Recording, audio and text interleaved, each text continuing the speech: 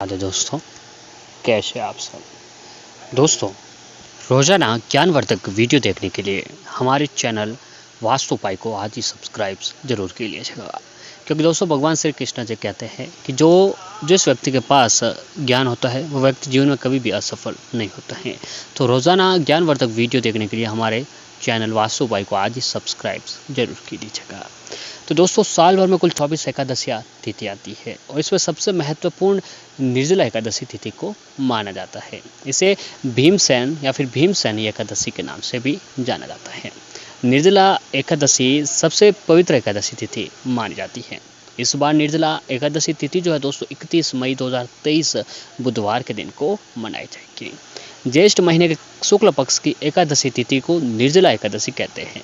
निर्जला एकादशी में पानी की एक भी बूंद ग्रहण नहीं की जाती है। इस व्रत में सूर्योदय से द्वादशी तक जल न पीने का विधान होने के कारण से निर्जला एकादशी कहते हैं। इसलिए निर्जल रहकर भगवान विष्णु जी की आराधना करने का विधान है और इस व्रत से दीर्घायु और मोक्ष की प्राप्ति होती है। तो दोस्तों, जो निर्जला व्रत है, इस व्रत को सभी व्रतों में से सबसे कठोर व्रत बताया जाता है, क्योंकि ये व्रत जो है दोस्तों निर्जल यानी बिना कुछ खाए पिए और बिना जल पिए जो है दोस्तों इस व्रत को रखा जाता है। इसीलिए जो है दोस्तों इस व्रत को निर्जला व्रत के नाम से जाना जाता है। इस दिन भगवान हरि विष्णु जी और माता लक्ष्मी जी की एक साथ पूजा आराधना करने से पूजा का पूर्ण फल प्राप्त होता है और आपके घर में जो भी परेशानी है, जो भी कष्ट है, संकट है, दोस्तों भगवान हरि कृष्ण, माता लक्ष्मी जी, भगवान हरि विष्णु जी की कृपा से आपकी हर तरह की परेशानियां खत्म हो जाती हैं। इस बात का ध्यान जरूर रखें कि आप आज के दिन जब भी पूजा कर रहे हैं तो भगवान हरि विष्णु जी और माता लक्ष्मी जी की एक साथ पूजा आराधना करें, क्योंकि दोस्तों भगवान विष्णु जी के बिना माता लक्ष्मी जी नहीं और माता लक्ष्मी जी के बिना भगवान हरि विष्णु जी नहीं। तो जब भी पूजा करनी है भगवान हरि विष्णु और माता लक्ष्मी जी की एक साथ आपको पूजा आराधना करें। अब दोस्तों, हिंदू पंचांग के अनुसार निर्जला एकादशी 31 मई को मनाई जाएगी। एकादशी तिथि की शुरुआत 30 मई को दोपहर 1:07 पर होगी और इसका समापन 31 मई को दोपहर 1:45 पर होगा। साथ ही इस दिन स्वार्थ सिद्धि योग का भी निर्माण होने जा रहा है, जो कि बहुत अधिक शुभ और लाभकारी बताया जाता है। स्वार्थ सिद्धि योग का समय सुबह 5:24 से लेकर सुबह 6 बजे तक रहेगा। निर्जला एकादशी का पारण 1 जून को किया जाएगा, जिसका समय सुबह 5:24 से लेकर सुबह 8:10 तक को रहने वाला है। तो दोस्तों, आइए अब जानते हैं निर्जला एकादशी की पूजा विधि क्या है। तो निर्जला एकादशी के दिन स्नान करके सूर्यदेव को अर्घ्य देने के बाद आज के दिन पीले रंग के वस्त्र धारण करें, भगवान विष्णु जी की पूजा करें, व्रत का संकल्प लें। भगवान विष्णु जी को पीले फूल, पंचामृत, तुलसी दल अर्पित करें। साथ ही भगवान विष्णु जी के माता लक्ष्मी जी के मंत्रों का जाप करें। व्रत का संकल्प लेने के अगले दिन सूर्योदय होने तक जल की एक भी बूंद ग्रहण ना करें। इससे अन्न और फलाहार का भी त्याग करना अच्छा माना जाता है। अगले दिन यानी द्वादशी तिथि को स्नान करके फिर से श्री हरि की पूजा करने के बाद अन्न जल ग्रहण करें और व्रत का पारण करें। ऐसा करने से माता लक्ष्मी जी और भगवान हरि विष्णु जी की कृपा प्राप्त होती है। अब दोस्तों, ये एकादशी तिथि का महत्व क्या है। जी हाँ दोस्तों, निर्जला एकादशी का महत्व क्या है कि एकादशी व्रत धारण कर यथाशक्ति अन्न, जल, वस्त्र, आसन, जूता, छतरी, पंखी तथा फल आदि का दान करना चाहिए। इस दिन जल कलश का दान करने वाले श्रद्धालुओं को वर्ष भर एकादशियों का फल का प्राप्ति मिलती है। जूता, छतरी आदि का दान करना अच्छा माना जाता है। इस एकादशी का व्रत करने से अन्य एकादशियों पर अन्न खाने का दोष भी छूट जाता है तथा संपूर्ण एकादशियों के पुण्य का लाभ भी मिलता है और श्रद्धा पूर्वक जो इस पवित्र एकादशी का व्रत करता है उसे समस्त पापों से मुक्ति मिलती है। अब दोस्तों, एकादशी तिथि के दिन जो है हमें भगवान हरि विष्णु और माता लक्ष्मी जी की पूजा आराधना करनी चाहिए।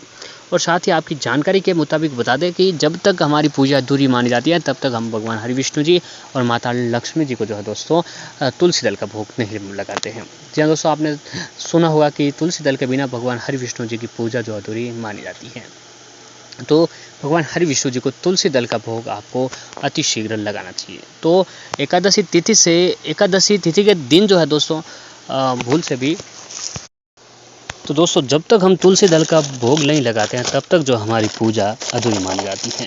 तो दोस्तों, आज के दिन तुलसी जी से जुड़ा हुआ उपाय अगर आप निर्जला एकादशी के दिन करते हैं तो दोस्तों आपके घर की कई सारी परेशानियां खत्म हो जाती हैं। जी हाँ दोस्तों, हमारे हिंदू धर्म में तुलसी जी का विशेष महत्व है और हर घर आंगन में तुलसी जी का पौधा लगा हुआ रहता है।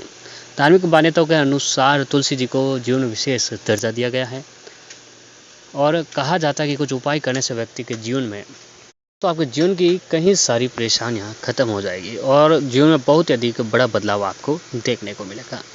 दोस्तों, माँ तुलसी बहुत ही अधिक प्रभावशाली है। अगर कोई व्यक्ति माँ तुलसी जी से जुड़े हुए उपाय करता है तो वो प्रश्न हो जाती है और अपने भक्तों पर कृपा बरसाती है।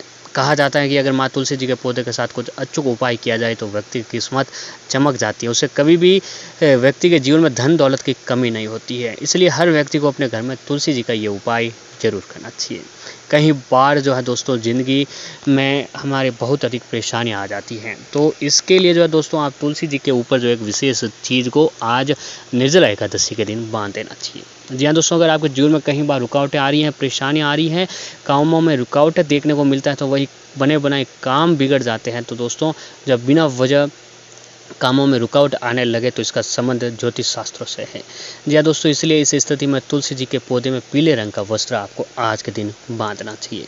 जी हाँ दोस्तों, आज आप एक काम करें कि निर्जला एकादशी के दिन आप एक छोटा सा पीले रंग का वस्त्र लेकर आए और पीले रंग का वस्त्र ले जाने के बाद अब आप आपके घर के नज़दीक जाएं और जहाँ कहीं पर भी तुलसी जी का पौधा हो या फिर अगर आपके घर पर तुलसी जी का पौधा है तो वहाँ पर उपाय करें। अगर घर पर तुलसी जी का पौधा नहीं है तो दोस्तों नज़दीक जिस किसी भी भगवान का मंदिर है वहाँ पर जाएं और ये फिर उपाय करें। तो उपाय को करने के लिए सबसे पहले तुलसी जी के समीप एक देसी घी का दीपक और एक सुगंधित धूप बत्ती जलाएं।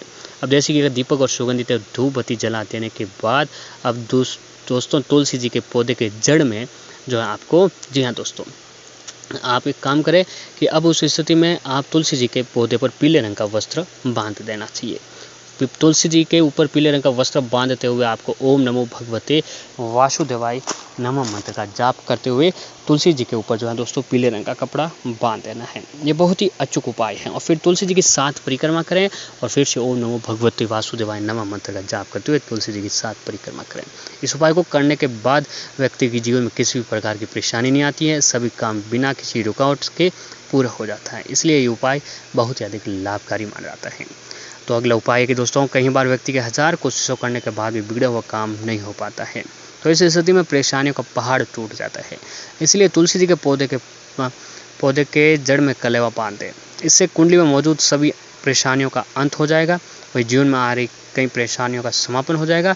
और तुलसी जी के पौधे में कलेवा बांधने से व्यक्ति के जीवन में आ रही तमाम प्रकार की परेशानियाँ खत्म हो जाती हैं।